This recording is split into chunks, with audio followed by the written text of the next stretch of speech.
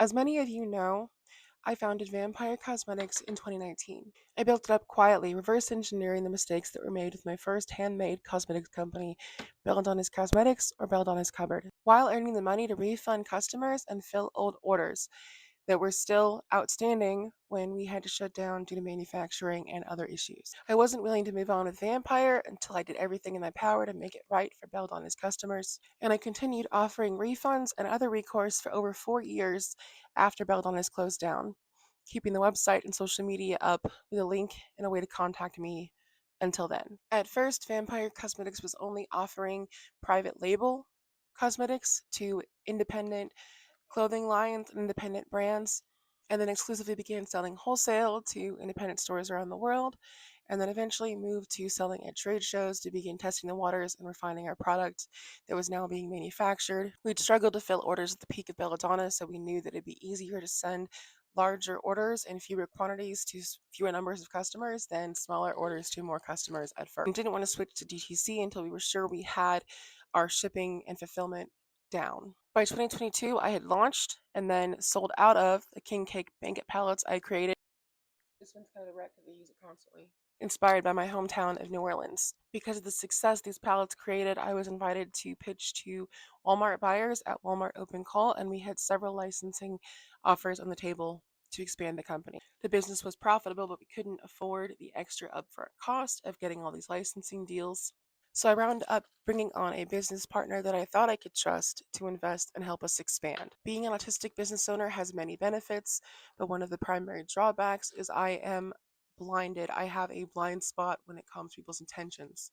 Within 6 months, I had lost control of the company and she was running it into the ground, but it wasn't until I brought on a second business partner to try and regain control of the company, and she hired an outside bookkeeping firm, that we found out that the first business partner had been stealing from the company, essentially embezzling funds. At this point, we hired attorneys and began the process of removing her from the business. Shortly after this, the second business partner who discovered this with me left voluntarily due to the backlash we received following our cancellation of our collaboration with Alice Cooper because he made transphobic statements in the media. We were being harassed by the right wing media for standing up for trans rights, and she was worried it was going to impact her primary business. Once I regained control of the company, we grew rapidly and successfully launched through pre orders and shipped our Silent Hill collection, Living Dead dolls, Bill and Ted's Excellent Makeup collection, Oregon Trail, and Space Invader.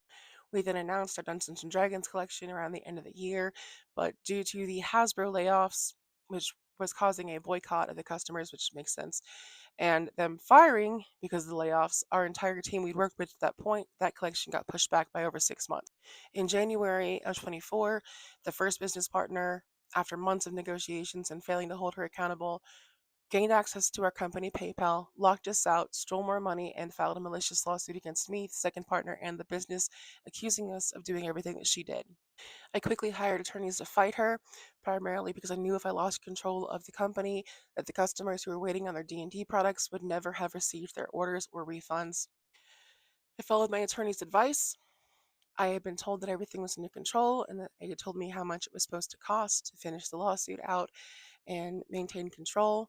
And at that point, we went ahead and launched our Buffy the Vampire Slayer, Interview the Vampire collections, and Alien Romulus partnership, all through Disney, which I'd already postponed for several months due to the lawsuit, and we ran out of money trying to run the business while also fighting the lawsuit before we were able to finish manufacturing and shipping those collections. This absolutely killed me, and I spent the last 6 months of last year feverishly trying to get the funding together to finish the manufacturing and fulfill these orders. Despite many offers all falling through, we have not yet been able to do so. Unfortunately, there is no way for me to fix this without raising more money or making more money, though I am still trying. Miraculously, I still have several offers on the table for licensing deals and retail placement once we are able to produce those licensing deals. And so I am still pitching, I am still trying to get the money through crowdfunding, and I am working on a few new endeavors that will hopefully help other people avoid falling into the pitfalls that I have with partnerships in business, and hopefully will help some people survive in these times like we are now having to do. I'll be posting more videos announcing some of that, and thank you so much for listening and being there.